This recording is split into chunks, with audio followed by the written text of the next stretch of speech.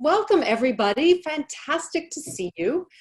Today we're doing something new, and we're calling it Annenberg Intelligence. It's a series in which we're going to examine the ways businesses and industry leaders are managing and leading through this COVID-19 crisis. We're also going to ask for their advice for students who are navigating their own academic and professional journeys right now. Monday, just a little plug for Monday, we're going to have our friends from ABC News, both at the network and local levels, to come give us a look inside their world and what it's like covering news through this pandemic. Today, really excited to welcome Eric Hutcherson. He's the Vice President and Chief Human Resources Officer of the National Basketball Association. Eric leads the NBA's HR department and really drives the league's global workforce strategy. He's also been an incredible partner to Annenberg for years, working closely with our students. He's also on the Annenberg Board of Counselors, and he's an Annenberg parent as well. Eric, welcome. Great to see you, and thanks for showing a little school spirit. Thank you. Thanks for having me. I figured I'd wear a little fight on today. I like it. So I'm glad to be here, and I'm glad to have this opportunity to spend time with you guys. So looking forward to it. We know how busy you are, so we're really grateful. All right. We have a little bit of business that we want to do before we get started. Sure. I'm going to start off with questions. We're going to open it up then to students' questions. But before we do, we want to take a group photo. So I'm going to ask everybody on the line to please turn on their cameras. Don't worry if you're not photo ready. You're showing up like a little postage stamp. Oh, I love it. Nicely done, everybody. All right, fantastic. So Jim Yoder, I think, is taking the class photo. Of all 128 of us. I'm noticing some people on our follow-up screens. All right, you can come in. Max, my son's here too, so he's popping in. Max. I love it. So Jim, just give me a go-ahead when you're able to do the shot, or Maya, you give us I think Myra is going to take the photo. Oh, Myra. Okay, great. Come here. Are we good? Myra? Let me in. Yes, we're good. Thank you so much. Got it? Okay. All right. So you can. Okay. Sorry, I'm talking to Max, as you can all tell. So thank you all. Thanks for being here. Thanks for doing the group photo. Eric, can you give us? Let's start by just giving us a sense, a look inside your world right now. I know for your job, you focus on people, culture, and innovation. How have those three things shaped the way that you are responding to this pandemic? Sure. It's been an interesting time. This is sort of once in a lifetime. It's once in a generation. One, the world wasn't ready for what just happened. And so dealing with crisis management has been something that we've had to adjust to really quickly. Two, it's affected everybody in such different ways, both personally and professionally. So, I've started to use the phrase that work has infiltrated life, not the other way around. So for many of us, you included, right? It's like we do our regular everyday routine. We go to work, we do our thing, we go home and we do the home thing. And then all of a sudden, boom, those two things clash together. And home right now is taking precedence. So it's really important for employers, ourselves in particular, to remember that we infiltrated the home life. And so trying to figure out how to take care of school and take care of life and take care of family and deal with illness, and then at the same time be productive at work has been a real challenge. And then being the NBA, we are at the forefront oftentimes of the social consciousness. So a lot of people are looking to see what's the NBA going to do. We were the first sports league to put a hiatus and pause the season. And I think that sort of set the stage. Tell us that story of what it was like. We were all watching, right? As fans, certainly all over the country, if not all over the world, watching that game in mid-March, players coming onto the court, sent to the locker rooms, emptying out the stadium. What happened then? What were you all doing then? So it was really, it was one of those moments that almost froze in time. So I happened to have been in Indianapolis because at the same time, our older son, Austin, plays for Illinois. So we were at the Big Ten tournament. So we're at one place getting ready to play, and at the same time preparing for the fact that games potentially aren't going to be happening in the NBA. And, you know, it was a hush over the place. It was a big giant pause. Everybody retreated back to the locker room. They knew that something was happening. There was a rumor that maybe there was a positive test. The rest of the teams had to immediately get tested. The game was canceled. And then at that point, when the positive test came back, the season was over. And it was sort of like surreal that just like that, everything changed in a moment's notice. Of course, the NBA is great at crisis management. So we jump into action, right? So we immediately get going and start thinking about what are all the things that have to result from this. And here we are. Yeah. So, you know, the league has been in this place before, right? In the early 90s, Magic Johnson announced he was HIV positive, which, you know, for students don't realize that was a terrifying time in the history of that global pandemic.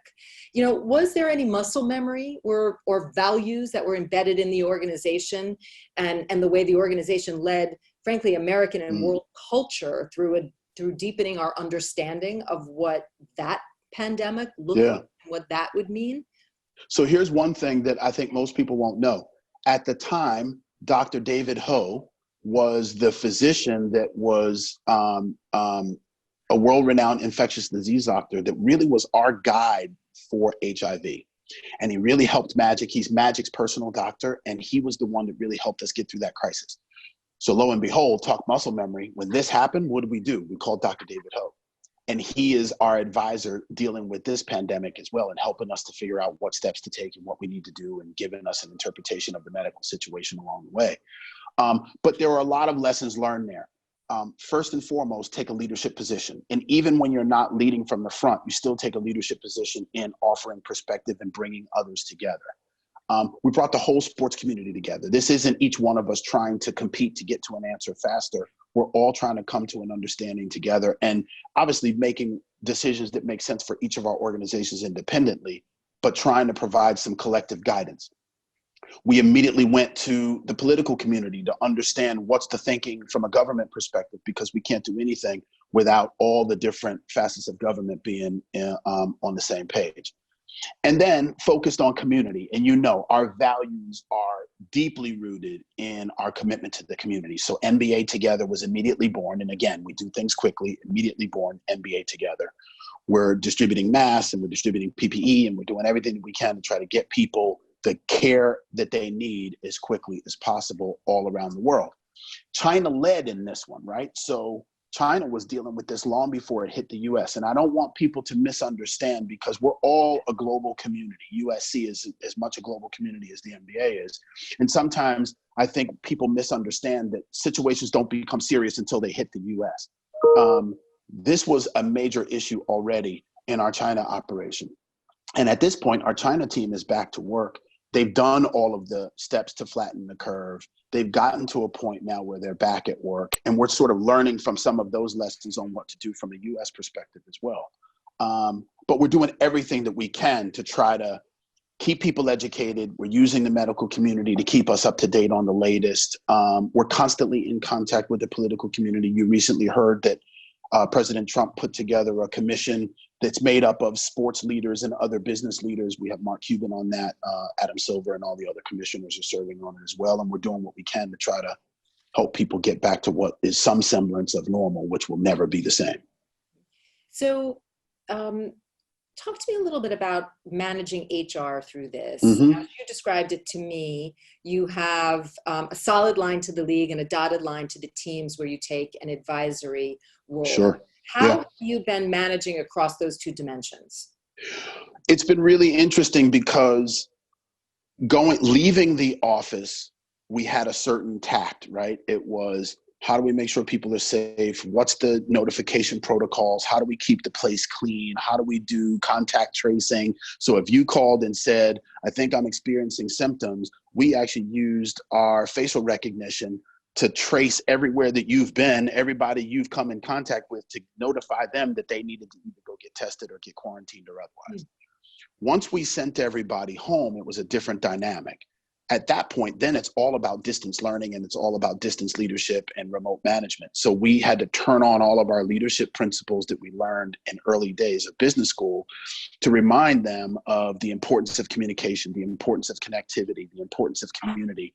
We ratcheted up. We do daily calls. We do daily town halls. I'm sending newsletters twice a week. We do community conversations every 2 weeks. So whenever you have this period of crisis, one of the most important things to do is ratchet up your communication to keep people connected. We also tried to create as much community as we could. I talked a little bit in the open here when you were playing the happy song. One of the things we're doing right now is the happy dance challenge. So every employee is asked to record themselves 30 seconds on that song happy, and we're going to splice together an NBA music video. Just something to give a sense of community, because you forget how much community there is when you're all together on campus or in the office. And when now everybody's distributed, how difficult that is to maintain. Yeah. So, you know, the league, and through your leadership, has really worked to increase diversity. And you manage and lead a very diverse community of people. Sure. Yeah. We know that this pandemic is affecting people in very different ways, right? We know that the African-American community is, from a health perspective, really disproportionately at risk. Yeah. From a managing with it perspective, you talked about, you know, work and home blending. We know that the league has worked very hard to position women for advancement and has women in leadership positions in great numbers, but we know that still the bulk of family care and responsibilities fall on women. So how do you think about communicating with each of those subgroups or constituencies in the broader MBA workforce? So your question is timely, because about 2 hours ago, we sent a memo to all employees about the disparate impact of communities of color that this pandemic is having. And I mentioned this thing called community conversations. We bring the entire organization together and we have a 90-minute free chat. We'll do a panel discussion similar to this, little Q&A, and then have everybody just weigh in on what can we be doing better, what more should we be doing than otherwise. So we're going to be doing that next week with respect to this disparate impact for communities of color. Last week, we had 5 senior leaders. I call them the 5 Ks. We had Kathy Behrens, who heads up all of our community work, Kate Javeri, who's the head of marketing, Carrie Tatlock, who's the head of partnerships. We had Corey Davis Porter, who's responsible for all of our content distribution. And we had Kelly Flato, our head of events. 5 senior executive women, all of whom are dealing with the combination of parenting and work life, caring for elder family members, while also being high-powered executives in the place. We had about 500 employees over 2 separate sessions wanting to hear from them. How are you leading as a female leader? How are you leading as a leader in general? What is the face of the MBA, both internally and externally through this pandemic? And how do we maintain balance between what we do professionally and what we have to do personally? And what I was struck by is they know their responsibility as female leaders. Similarly, just the week before that, we had our head of basketball, our head of WNBA, head of G League, head of 2K League on, and the head of the Africa League on, of which 4 of the 5 people on that call were African American. And the 5th happens to be a white woman. So again, this opportunity for us to talk community and to be able to see how different communities react to these situations was really enlightening to hear. And we try to do that as much as we possibly can naturally, but there's also these momentous opportunities where you can't miss the window to be able to use it as a teaching moment. And I think that's what we're trying to do. This is where if we were on TV, I would vamp. I just got booted off and joined back on just in time to hear you finish what I know was a really remarkable answer. I'm going to put my video back when I turned it off. There you go. It was my internet. That is quite all right. As long as mine doesn't drop, I think we're going to be okay. No, you and I'm sure we're spectacular, as you always are. I'm back. So you mentioned the process of thinking through how you get back. Yeah. I wonder if you could share a little bit of that with us. What's the process like for you? What kind of people are you enlisting? What are the Yeah. likely first steps, and how are you thinking about it? So in light of uncertainty, we're trying to create some norms. We've got a number of different task forces. So we've got a task force on, if we come back for the rest of this season, what will it look like? We've got one that says, when we come back for 2021 season, who's going to help us figure out what's the new game presentation for 2021? Something as simple that we would take for granted. Are we going to have 17,000 people come into a stadium and hand a ticket to another person and touch that ticket and then hand it to the other? Are we going to go up to the concession stand and hand over open food from one person to another again? Are we going to exchange money at the counter, or are we going to take every arena and make it cashless? Are we going to take security and have it be completely different? Are we going to have to do temperature checks coming in and out of the building going forward? Well, imagine that in the workplace as well. We have to control how many people can get into the elevator. So now we're even thinking, do we need to stagger what time people come into the office going forward so that we can't have too many people queued up in the lobby? Are we going to have a kiosk where you stand in front of it and it takes your temperature and tells you if you're over a certain thermal temperature that says you can and can't go to work? This is also a slippery slope because you can get very closely into some discrimination issues really, really quickly. So I'm also the voice of reason. I'm the one who's sitting there going, okay, I get it. You guys want to do this, but we can't necessarily mandate testing on the way in. And if you don't have a little antibody card, you can't come to work. So like, we have to be careful of what this could create if we're not careful. So how are you going to manage that? Because, I mean, certainly, you know, when we look at other countries like China, they're using apps. And if you don't have the green sign on your app, you're not getting to school, you're not getting to work, you're not getting into buildings. So how are you? It will be different. It will be different globally. Different countries have different cultures and frankly have different government systems that can and may not be able to control certain circumstances. Those task forces, our return to work task force, we are spending a lot of time asking, you know, what's the balance between employee experience and safety measurements? And to some degree, if we have to take too draconian of a measure, then maybe we're not ready to go back to work. What I'm actually finding is that the organization is not in a hurry to send people back into the office. And frankly, with people taking public transportation and having to figure out how they're going to get to work, and there's just a sense that what's the rush? So we're going to take our time. I think we're looking probably right now anywhere between May 15th and June 15th as maybe a passive restart date. Mm-hmm. And with the possibility of opening up offices at that point, one of the things we're considering is if the government says that 50% of your population can be back at work, I suspect we're going to be closer to 25. And then of that 25, I suspect half will say, I want to come, and the other half will say, I don't feel comfortable coming.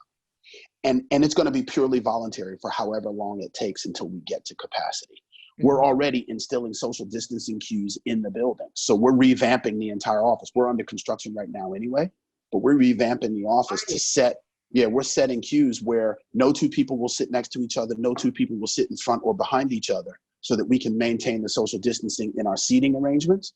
We're also going to create certain cues even at public spaces. So like the coffee machine, there'll be certain spaces and places you can't go. Many of the other social spaces will be under either certain restriction or perhaps won't be available because we still want to try to manage this as much as possible. There will be face mask requirements. There will be hand washing requirements. There will be hand sanitizer every 5 feet. I'm sure all those things are going to happen. I'm right now putting together a back to work pack that's going to have all those little things, hand wipe, sanitizer, mask, everything that we're going to distribute to every employee just to get ready. And those are some of the change management and employee experience types of things that will have to happen. And frankly, the only thing that we don't want to have happen is a rebound, that we return to work and then something goes wrong, we have a spike and we have to send people back home. Because the one thing we are hearing is the mental implications of this pandemic is feeling much like 2001, right? It's feeling a lot like it was at 9/11. And so we're doing a session next week on the PTSD effect of COVID-19, because I think a lot of people are feeling a sense of anxiety, feeling a sense of loneliness, feeling a sense of depression. And when they come back to work, I think they're going to feel a sense of anxiety and pressure to have to be right back up to productivity. And in both of those cases, you're going to give people whiplash and some significant impacts. So I'm just going to, there's a question was sort of following up on what we were talking about earlier. Yeah. I think that I'm going to pull in from Taylor Mills about, is there also, you have a task force set up, but is there one in the China market? Yes. And if so, how are they interacting with you all? Yeah, so there's been task forces in China all along and across all of our regions. And I'm in contact with all of those different teams. So I have HR people that sit in every region. So the Back to Work Task Force is a global task force. I lead it from the US, but I've got members of my team that sit on those from each, and they're worried about different things in different regions. So as an example, in China, where they're already back to work, they're focused more on how do we continue to scale up. In Hong Kong, same thing. They were a little bit behind China, but back to work. Whereas in Europe, they're still at the height of the pandemic. So they're still trying to figure out how to deal with social distancing issues and how to deal with reporting issues and things like that. And then woven in that are all of our players who are from all around the world. So we've got players that are everywhere in the world whose countries are at different points on this continuum, and we're trying to help them all deal with this as it goes. I'm seeing tons of questions come in, so I think what I'm going to Sure. do is toss one or two more your way, and then Please do. turn it over to student questions.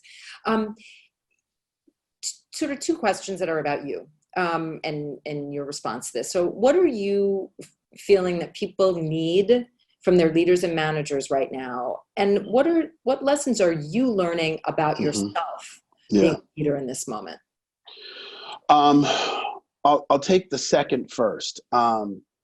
For me personally, one, I'm taking silver linings out of this. I sent out our newsletter yesterday, and it's all about, through crisis comes innovation.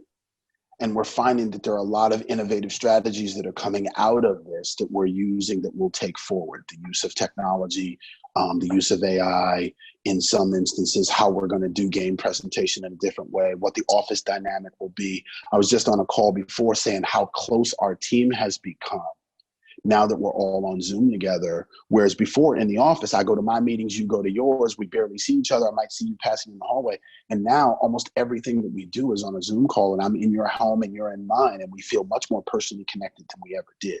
So I'm learning from a leadership perspective that there's a lot that can come from this that you don't want to let go of. And I hope that many leaders will identify the silver linings that have come from this to take it with them going forward.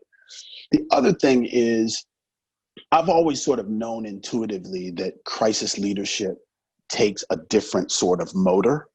But I'm finding in this how important it is that leaders step forward and really help their teams to feel comfortable in these circumstances. And that's meeting people where they are. I talk about 3 layers of leadership: leading from the front, leader as coach, which is sort of that side-by-side leadership, we're equals, and then the guiding hand. Sometimes you step in the background and you just sort of move obstacles out of the way. And I'm finding myself toggling between those 3 layers of leadership quite a bit. I'm on calls at times saying, hey, this is going to be okay. Everything is good. We're going to go forward. Follow me. There's times that I'm sitting side by side. Let's work through this issue because we're not here together in the office. And so let's try to figure out how to solve problems together. And then there's plenty of times that in the background when nobody can see me, I'm doing things to help people continue to move ahead that they don't even realize is happening. And I think that's the other thing that we're learning about ourselves and as leaders is how important we are in helping the organization move. From an overall perspective, what do people need from leadership? I think it's a few things. Adam is masterful at being that just-in-time progressive leader that people feel a sense of comfort that he's got it all together.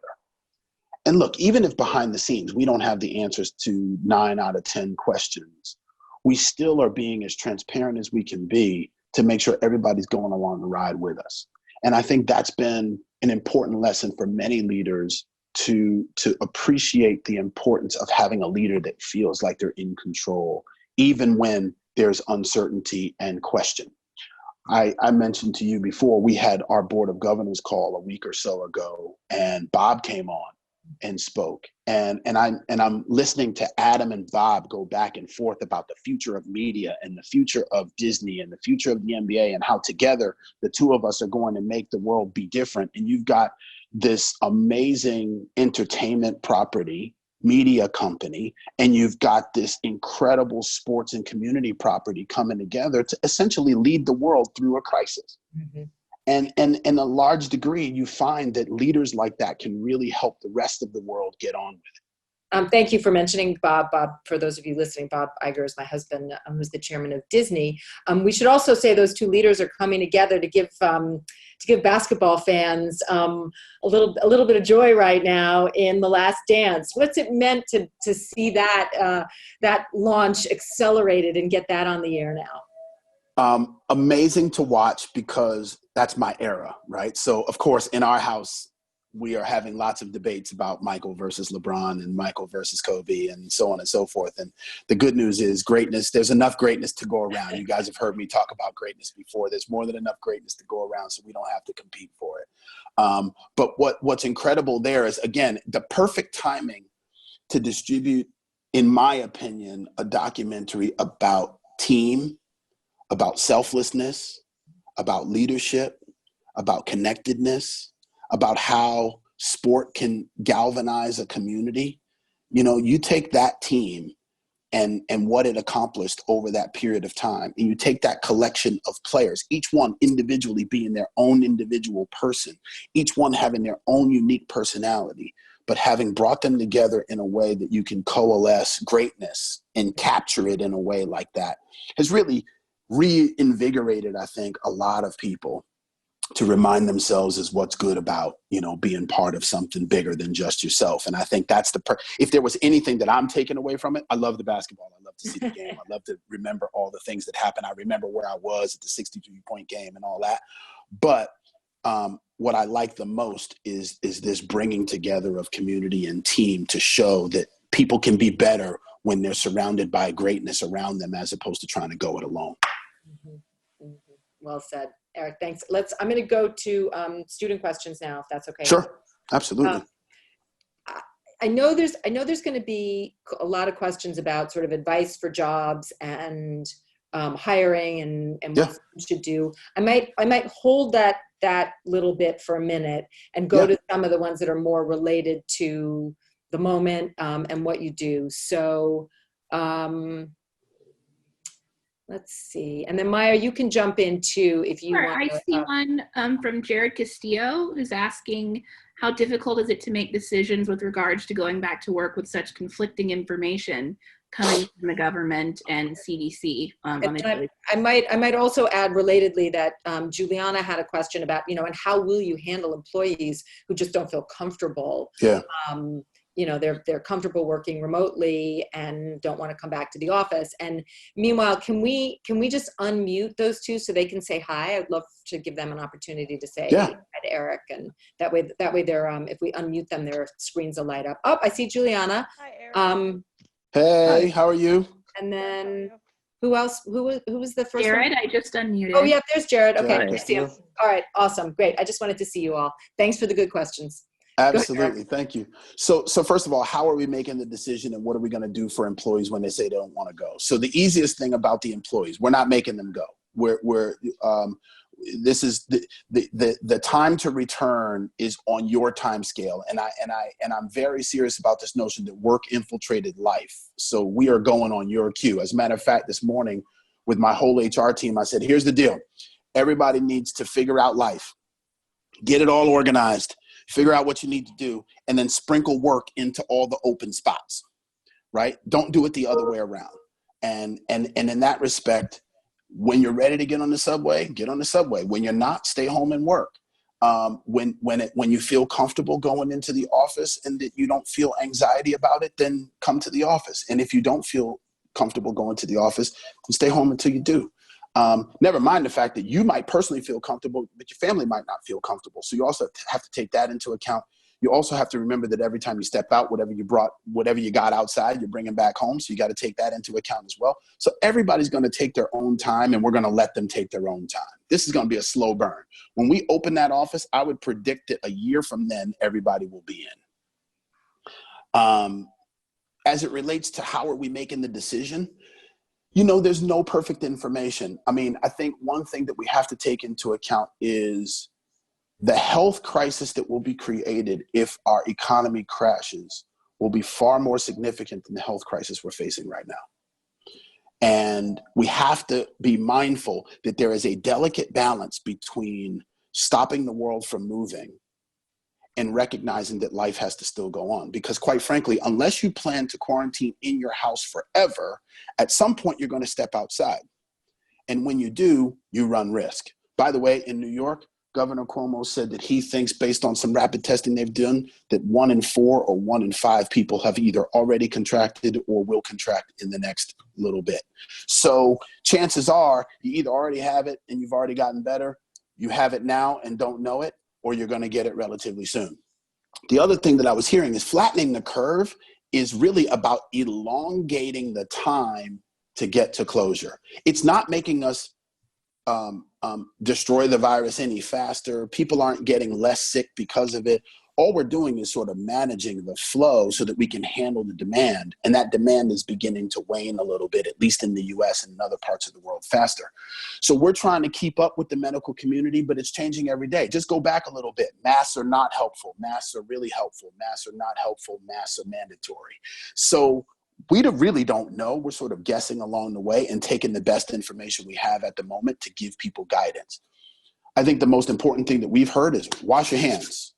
Keep your hands away from your face.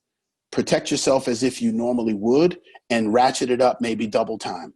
And I think you have a better chance of being safe and successful in that route. And then do what comes comfortably to you. And don't try to lead by somebody else's example. Lead by your own. Right. There was a question from Jordan Hunter about, one of the things that you've spoken eloquently about is the bonds that we are developing, very different bonds that were developed when it was business as usual. And this is a question about the league relationship with the players.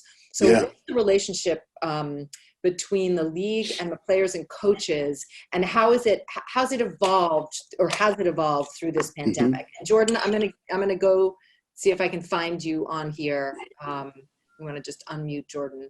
We find him?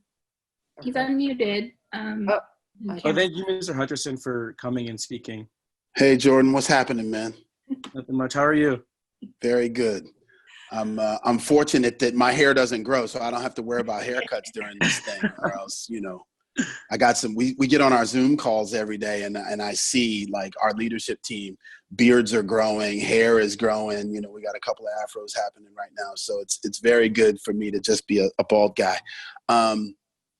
So the players and the league, we are fortunate that we had a very close relationship coming into this, and we maintain a very close relationship through it, and we'll have a very close relationship coming out of it. And I think because of that partnership between Players Association and league, we're different than a lot of others in the sense that we're not going through this in an adversarial way. We're partnering all the way through.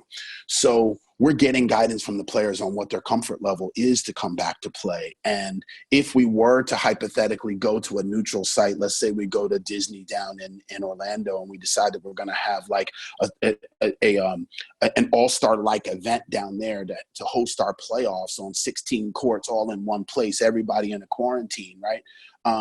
Our players would be up for that if we could make it happen. Now, there's all different considerations. How do I deal with my family and everything else? And that may or may not help us have it happen. But we're in partnership with players as we're having these conversations to determine what will and won't happen. And I think that's the biggest positive. Of course, it's a challenge, right? At the league office, the top 100 employees at the league took a 20% pay cut. We did that because we didn't want the rest of the organization to be impacted. And that's one of those leading from the front decisions that you sometimes have to make. Well, our players, as you know, if the season is canceled, will probably have to take a fairly substantial pay cut as well, maybe to the tune of 25%. That was something that was agreed and collectively bargained among our players and the league. And those are examples of where the partnership between us is something that we do together. Like, we understand that it's going to have an impact on everybody. Same thing as it relates to returning to work. We're not going to have the players return to the court or return to the practice facility until we feel comfortable that it's good for employees to come back to work. Because I wouldn't say it's not okay for employees to come back into the office, but it is okay for players to step back on the floor. So we do everything in partnership and jointly, and we try our best to take into the needs of everyone, because at the end of the day, the players in the game is really the product that we have to offer. And we want to make sure that product is cared for first and foremost. I think, Eric, I might do one more basketballish question and then go to Sure. sort of questions about future and future work. Yes, I was better than Michael Jordan, but I decided to stop playing. Sorry, no. So this one is from Matthew Essex, and he said, you know, having done my undergraduate work at a Big Ten university, Maryland, I know how disappointed your son must feel about his Big Ten journey being canceled. With the conference tournaments and the NCAA being canceled, what do you think the NBA draft is going to look like, and how will it potentially impact the next generation of league of players, since they were not able to finish their own college journeys? So this is interesting, and it's particularly challenging because at this moment, you take the NCAA, you take the G League, and you take the NBA, and we're all coming to confluence on this issue, right? So college, Illinois, Ayo Dosunmu is a sophomore. He decides he's going to declare for the draft. He didn't have an NCAA tournament, and he didn't have a Big Ten tournament. He's a guy that's on the cusp of being a first-round, second-round pick. Well, should he go to the NBA or should he stay for his third year of school? Because if he goes to the NBA, he might not have a combine. He might not get to do in-person interviews with the team. He might not have a chance to improve his draft stock by showing them how good he is on the floor up close. He didn't have an NCAA tournament. Think about Ja Morant, the guy that came from the middle of the pack that had an amazing NCAA tournament and became the number 2 pick in the draft. So players like Ayo, who have the chance to really rise their stock, they lost that opportunity. And that was really damaging for, I think, a lot of guys. And I think that means that some guys are going to end up coming back to college that otherwise would have gone to the pros. Then second, you've got the G League. There's the high school player who is a top high school player who decides, am I going to go play college basketball or am I going to go directly to the G League? And whereas maybe that player would have gone to a North Carolina or gone to a Duke or gone to a Maryland, or one player, Isaiah Todd, who was already committed to going to Michigan, decided to decommit and go to the G League. And part of the reason for that is they're saying, hey, wait a minute, I don't even know if there's going to be a season next year. If there is going to be a season, it might not start until Christmas. I might not have the opportunity to show what I can do, and I'd rather just go straight to the G League and start playing, and I can get NBA training and do all that. And then finally, as it relates to the NBA itself, there's a lot of guys that are top college prospects that are dealing with the notion of, I'm going into the NBA this year and I'm not really sure what the NBA season is going to look like. And for Austin, as an example, our son, he sat out last year. He's going to play his first Big Ten season this year at Illinois. We're going to beat Maryland twice this year, but we're going to do that without being in front of fans. And it's possible that he plays his first Big Ten college season, having transferred from Wesleyan, where we had no fans. And then we go to play at Illinois, where we expect to be in front of 16,000 people, and it's going to look like we're at a Wesleyan game. Like, we're going to have to deal with that, and it might make things feel a little different. Mm-hmm. Yeah. You know what I might do? I see Bintu with a hand up. So if Jasmine or Maya could unmute Bintu, let her go ahead and ask a question. Hi Dinbe. Hi, Eric. Thank you so much. Yeah, that's a great conversation. So I have a couple of questions. I'm going to try to be fast because I'm sure everyone has other questions. Yeah, one question. One? Give it a shot. Okay, so let me try that one. Okay, so my question will be, it seems to be that it's really difficult to be able to attract like talent globally. So can you tell me like what is like the NBA global workforce strategy? So I guess twofold. Our workforce strategy, first of all, is that we're investing. And even in times of crisis, the way that we're looking at it is in times of crisis, you get access to talent that you otherwise wouldn't get access to. Mm-hmm. And so we're using that as an opportunity, hopefully, to continue to grow. And in particular, in the age of digital media, digital marketing, social media, direct-to-consumer content distribution, content creation. So we're finding those creative resources. It's why Annenberg is so important, I think, right now, to the business community, because what you do, what you produce is what content and distribution organizations are dying to have right now. And now is the time for us to capitalize on that top talent. I'll take as an example our intern program. We had to cancel our intern program this summer, but we extended offers to our 65 interns to come back next summer to do their internship next summer if they choose. So I think many, many students will get a full-time job, defer that full-time job to start until September, come do an internship at the MBA from June to August, and then go start in September. I absolutely would. And I think that's going to be a really important talent gap to fill for us, that having that missing year, a lot of organizations are going to have a talent gap that they need to fill. And I think that's how we're filling it. The other thing from a workforce perspective is workforce mobility.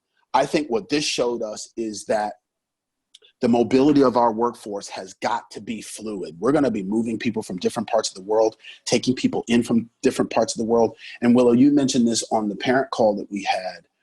We underestimate the value of USC students that are studying here that perhaps want to go work in China or in Hong Kong or in Singapore or in Europe. And our ability to capitalize talent that's here and export that talent to other parts of the world, I think are also going to be an important workforce strategy for us. And that goes all the way through all the different levels of the place. Our biggest investment right now is outside the US, China, India, Africa, Europe, Middle East. That's where we're investing all of our time and energy, because that's where the growth is going to come from, both in the game and in our business. So Eric, you let me know where around the world you have some talent gaps to fill, and we will do our best. Absolutely. To get you some. Africa, huge. Africa, the BAL and the growth of our Africa business, for sure in China, for sure in Hong Kong. We're going to have needs in Europe, in the UK, maybe slightly less so, but in the UK as well. But and we're investing and starting to build in the Middle East. So we're a little bit of everywhere, but for sure in China and for sure in Africa. Great. And I should also point out that Bintu, who asked you that question, is interested in potentially a career in HR. So excellent. Let's go. We may be setting up a phone call. So Eric, when you look at the students in the graduating class of 2020, whether they're grad students or undergrads, and they're heading out into a job market that's kind of in shambles, filled with uncertainty, the likes of which we've never seen before. What's your advice to them about this time, this very painful, challenging kind of interim time? Yeah. First and foremost, I would say, please remember that you are very early in your career. And if you're in the Maymester program, you will have heard me say this before. If you've ever seen me come on campus and speak, you will have heard me say this before. Your career is a very long career, and it's experience, not money, that carries the day. So for now, the only thing you should be worried about is what experiences can I get to be better at what I do than I am today. And that can come in a lot of different forms. So don't stress over it, right? Like, I know everybody's going to be stressed over it. The model says that you're supposed to do 4 years at Annenberg, you crush it, you go get a great job, and then you start your executive career and you become a CEO by the time you're 25. But it doesn't always happen that way. And that's okay, because my career in HR started in sports management, and it started in public relations. And then it went to a nonprofit diversity organization. And then it went to being a sports agent. And then it went to investments. And then it went to consulting. And then it went to insurance. And then it came back to the MBA 20 some odd years later. And now I'm in the job that is my dream job. But I had a whole bunch of jobs and a whole bunch of years before I landed in this job. So I want everybody to start with, don't stress over the fact that everything isn't perfect on day one, because it's not supposed to be. Second, take the silver linings out of everything that you are learning in this process. People don't know how to speak, people don't know how to teach, and people don't know how to write. And if you can take the skills that Annenberg has taught you over your time here and just go tell people that you have the capabilities to do that, you are needed in so many different places, whether that's political campaigns that are getting hot right now, whether that's crisis management at every organization. Just think about what's happened right now and how many companies weren't ready for it. Don't you think that every organization is going to ramp up their communications, their internal communications, their crisis management, their PR functions? That is exactly what every organization is going to do. And if they don't, they're going to be not ready for the next circumstance that comes. Because I can tell you, I can't tell you when, but I can tell you for sure that another crisis is around the corner, because we're going to have this for the rest of our lives. So it's important for you to realize, what do I bring to the table? And I've said this many, many times before. What I would say to you before you leave school is take the exercise of writing down what makes me great. What is it that makes me unique? What is it about me that makes me so special? And what are the things I've done, places I've been, people I've seen, interactions I've had, things I've learned from Willow, everything that I've learned since I've been here. And how do I bring that together to make me be different than the other person? And how can I articulate that to someone who might be interested in me? Because you never know. You interact with somebody like me on one of these Zoom calls, and all of a sudden, boom, boom, boom, 2 or 3 connections together. And before you know it, you're working somewhere. And that's the way it happens. It rarely happens that it goes in a straight line and that you just go apply for the job and then you get it and that everything works out and you get promoted 7 times and you're CEO sometime later. Typically, it happens that you bump into somebody by accident, they have a conversation with you, they're impressed by you, and you meet 3 other people, and before you know it, you're working someplace you didn't even know you wanted to do. Awesome, thank you. Hey, Maya, I have a shorter list of questions because I got booted out of the call. So if there's some that you want to go to, just interrupt me.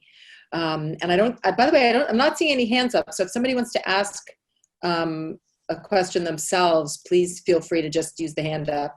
Molly, I saw something come in there about the WNBA draft somewhere. I didn't know which one. Yeah. That looked interesting. Was that Joshua Fishman? Let's see. Well, there's a question about when the NBA returns to action, how will it partner more with the WNBA to help grow it? And I don't have the draft. I don't see the draft one, but Maya, maybe you have it. Oh, yes, here we go, at the bottom, by Ellie. Right? Yeah. So Ellie, where are you? Go ahead and unmute. Hi. I, like Kate, we were both supposed to intern this summer at the NBA. Yeah. Hey, Ellie. You're going to come back next summer, right? Yes, of course. Awesome. So, go ahead. Sorry. I think you asked the question, how is the NBA going to partner with the WNBA going forward? So one thing I was actually hoping that we would return to play in the summer because we could have WNBA and NBA doubleheaders.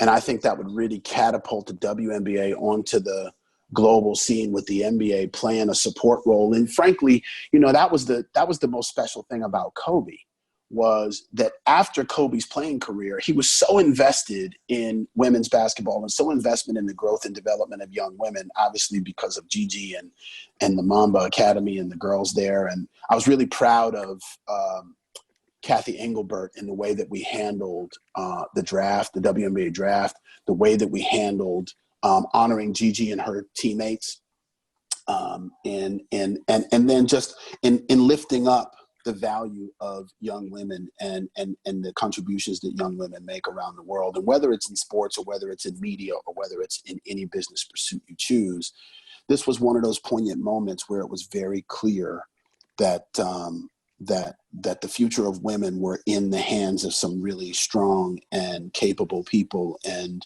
I think that legacy will carry on long after Kobe's death. I think his commitment to the growth and development of young women will endure. And I think more people will jump into the fray because of it. But that was one of the things I was hoping. As we go forward, I think we're going to find ways to co-market. I think we're going to find ways to co-brand. I think they're going to find ways to bring the product together. But Kathy Engelbert is killing it in the W, and she's doing a great job. So even on their own, I think they're really making big strides. And watch out for the W going forward. They're going to be really, really powerful. Thanks, Eric. Molly Hirsch had her hand up, so maybe we can unmute. Hey, Molly. I can unmute her, I think. There we go. Oh, there I am. Hey, thank you so much for being here. I really appreciate it. It makes this whole craziness a little bit better. I was just curious what the hiring process looks like at the NBA now and what it will look like in the near future. Yeah, so we moved everything virtual. So we immediately went to a virtual interview process, virtual onboarding. We're distributing all technology and everything to people's homes. And we basically just turned everything into a virtual process, but the process still continues. And if people are slated for interviews, they do them on Zoom or they do them on WebEx. And we're doing assessments online as well. So when you have to go through an assessment process, we do that online also. And then once we sign you on to come, we send everything to you. You do everything electronically. We do DocuSign to get everything done, and then you're off and running. And even though you may never physically meet someone in the process, we still keep the process moving forward. I'm not sure exactly when it's going to flip back to the old way, but I have a feeling that some portions of it will remain the way it is because it's much more efficient. It's much quicker. I remember days where we would fly 5 and 6 people into New York City, put them in a hotel. They stay there for 2.5 days. Their interviews are spread all throughout the course of the day. They've got downtime where they're trying to find places to go do work in between. And then we send them back and it's this super expensive bill to get one set of interviews done. Well, we don't have to do that. And it's proven to be just as effective to do it remotely. So I think that's going to be a process that endures. When we get back into the office, I think that we'll ramp up our recruiting as well. Our direct-to-consumer business is still actively growing. We call it the next generation experience. What's the viewing experience going to be in the new model where we're distributing content directly to the consumer as opposed to a linear third party, or in conjunction with a linear third party? It'll probably never be as opposed to. And so we're actively recruiting. As a matter of fact, we are 47 out of 62 positions filled, with some numbers still to go. And then we're actively recruiting in our marketing function. So our marketing team, we just did a restructuring in marketing, and we're actively recruiting in our marketing area as well. In Africa, as I said before, we're growing like crazy. So we're putting a bunch of people into Africa also. So our process continues. It's very pinpoint. You know, I'm not hiring an HR at this moment, and we're not hiring necessarily in finance and in some of the support groups right now. But in our growth areas, we're hiring at a rapid pace. Eric, I know Maya has a question she's surfacing about 2K, but you know, on that issue of, you know, we hear a lot from students who participate in video interviews, particularly the video interviews where they're asked a question and they have to respond sort of in the absence of not in the context of a person. Yeah. What do you look for when you look at those? I recognize you may not be looking at those specifically, but what are people looking for in terms of presentation, how you're framing your thoughts? Like, can you give us a sense? I will be brutally honest that I don't love them, because I much prefer, like, I would rather do this than to, you know, open a link and see 37 interview answers of the same question, because I don't interview that way, right? I don't interview in a serve and volley question and answer way, because I like to get the essence of the question, of the answer, more than I like to get the words of the answer. So here's what I would say to you guys as you're answering those questions. Try to be as naturally yourself as possible. I'd even suggest to you, have somebody sit in a chair across from you as you're looking at your iPad answering the question, so that at least you feel like you get that notion of a human interaction as you're answering, because you wouldn't believe how much your body language changes when there's something that you're focused on other than a camera. And you wouldn't believe how much you open up when you think that you're talking to another individual as opposed to just talking to a blank screen. And what it does is it starts to give you more color and essence of the answers to the questions, not just the words themselves. I look for body language. I look for tonality. I look for how you think, right? So I am trying to understand, how do you compose an answer? How do you think through a problem? To what degree are you stringing different ideas together to have a storyline? I would say to you, the best way to answer any of those robotic questions is by telling a story.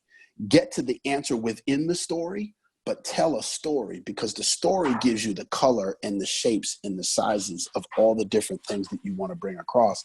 It also gives a little bit more opportunity for you to show your personality. Great, thank you.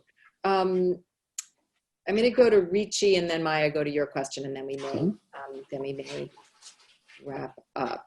I don't see Maya. Do you see Ricci? Oh, here we go. Got it. Hi, how are you? I'm very good. How are you? I want to be where you are. Where are you? Good. I am a USC Gold alumni, and I had a question as far as dispute resolution and if the NBA is using outside dispute resolution companies to help them with this issue, or is it all an internal process? I mean, so far we haven't used any outside parties, and we are essentially operating from within. What I would say is we haven't really had a lot of instances where dispute resolution was needed. But to the degree that we do, we use outside counsel whenever there's any sort of major situations that we have to deal with. But for the most part, we try to, because of the public nature of the NBA, we try to handle a lot of things in-house as best we can. Okay, thank you. Absolutely. Maya, do you want to go to the 2K question? Sure. So Aaron Fishman says they'd love to hear about what kind of future the league envisions for holding televised events like the NBA 2K tournament during normal times, since viewers flocked to it during the pandemic. I think that's one of the silver linings that came from this. First of all, we had a number of players that said they wanted to play on the 2K team, and we can't do that because of collective bargaining. There's certain reasons why we can't do that, but we did uncover I think a content gold mine in the sense that our players are very much into 2K. They're very competitive about it. Thank you, Devin Booker, for winning. And we're probably going to see more of that along the way, I would say. Pat Beverly was so entertaining. Sorry, say that again? Pat Beverly was so entertaining too. Yeah. All the time. More entertaining on that than I consider him to be on the court, but I saw a say yes to success question in there somewhere. I wasn't sure what that was. Let me see if I can find it. Maybe raise your hand if you asked. Oh, it might have been from Bintu. It was Bintu, yep. Bintu, you want a second chance? Question? Yes. You get another shot. Thank you so much. I appreciate. No, because as Dinde mentioned earlier, I'm interested in HR and diversity and inclusion. So I know you're a motivational speaker as well as being in HR at the NBA, and you've done a lot of contribution to the society. So I really appreciate that. So thank you again for everything you're doing for the House of Confidant and like the National Association of African American. So I look online, I was trying to see where you will have an upcoming event and say yes to success because I would like to attend. I can't find it. And of course, there is COVID-19, so you probably cannot do it right now, but is it something you think you could do via Zoom? And also, have you written like a training, like material book, like I could buy on Amazon, for instance? So book's not published yet. And it's ready to be, but there's all kinds of little things that I have to deal with. So at some point the book will be published, and yes, I'll make sure that everybody has a copy of it when it is. As far as Say Yes to Success goes, a lot of times it's on demand. I don't have any events that are specifically scheduled. I had a long speaking event schedule set up, and a lot of it got canceled. Some of it is still being done online. So I'm presenting at Indeed Interactive, and I'm presenting at the World of Work conference, and I did the Great Place to Work conference and a number of other ones, but I did them all virtually on Zoom or otherwise. So a lot of times I get asked to go into organizations to speak to their leaderships. And when I go to conferences, obviously that's a good place. So I would imagine at some point I'll be on the USC campus. I would imagine at some point I'll be back to talk to the Annenberg crew. And we'll have an opportunity to interact, I'm sure. Great. Thank you. Willow, I think I just invited myself, but. I was about to jump in and say, whenever you're ready, you let us know. You let us know. We've seen you work our auditoriums. We will have you anytime you have some bandwidth. Know how I am about your crew. No, Eric came 2 years ago, 3 years ago? 2 years ago. And did a phenomenal session in ANN in the auditorium downstairs, and it was quite remarkable. So anytime. Okay, I'm going to do one more question, Eric. Do you have time for one more, and then we'll let you go? Juliana, I see a hand up. Hi. Okay, so following up on my last question, employees returning to work and how it's, like on their time because of they're comfortably with like their health and things like that. My question is on the other side of employees returning to work because of them just liking working from home. They don't have to commute. They're with their families. They might try to say, can I just work from home because I was able to, get my work done during a crisis. I'll probably be able to get my work done forever or, X amount of time. How are you planning to combat that or motivate them to start coming back into the office? Yeah. It's a delicate situation because I'm not sure that we'll ever return to, essentially 100% of the workforce being in the office. We are a very relationship-driven organization, and being in proximity to each other has its advantages. But at the same time, I think this crisis has proven that you can be just as productive working remotely. You work just as hard working remotely. If anything, I would tell you, I am sitting in this chair every morning at 7 a.m. and I don't leave this chair every evening until 7 p.m. almost every day. So I would argue that I'm working way more hours right now than I ever worked when I was in the office. So the idea that working remotely somehow means that you work less, I'm not sure is true. There are some benefits and some downsides to everybody being remote, though. You do have to create and force a little bit more community than you naturally have when you're in the office. There are certain things that I call drive-by meetings when you just bump into people and you have a quick conversation and you get things done. You have to be more deliberate when you're working remotely. And frankly, there are diversity and inclusion implications to working remotely as well. On the positive side, I don't necessarily have the same biases, power structures, political hierarchies that you have when you're in an office environment. And therefore, you maybe flatten a little bit of hierarchy when you work remotely. We're all equal. We're all on a device speaking. But on the negative side, you could suffer from some lack of inclusion if everybody is back and you're the only one who's remote, or if most people are back and you're the only one that's remote. It's going to be a little bit more difficult to be included in the discussion, to hear some of the follow-up that comes afterwards as you're walking down the hall, to do the cafe conversations that often happen. So there is some benefit to the office environment, or else we wouldn't have them. But I think what we're doing right now is I think we're realizing that there's an appropriate balance to be struck. And I think we're getting closer and closer to that appropriate balance. And I'm happy about it. I think it's really good. Listen, I'll tell you, one of the silver linings for me, like I'm a cook. So I'm back at home. I'm cooking more. I'm baking more. I haven't been cooking this much in a while. I'm tired of the boys asking what's for breakfast, what's for lunch, and what's for dinner. But I have spent a fair amount of time in the kitchen, which I haven't had the chance to do. I've sat down and had dinner with my family every night for 2 months. Like that hasn't happened in forever. I've gotten the chance to spend more time with my wife, more time with my kids. That stuff has not happened when you're at work. So there is some benefit to this that is going to come out of it that I think will endure. And I hope that we don't snap all the way back to the workaholic nature that we used to be in New York, at least.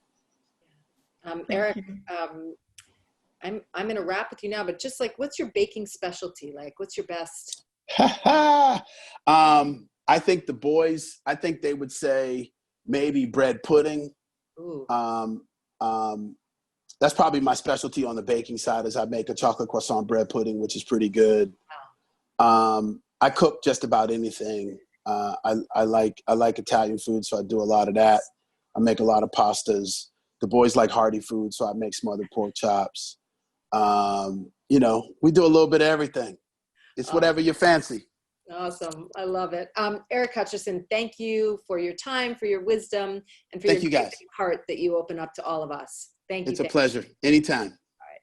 Thank you so much. Bye, everybody.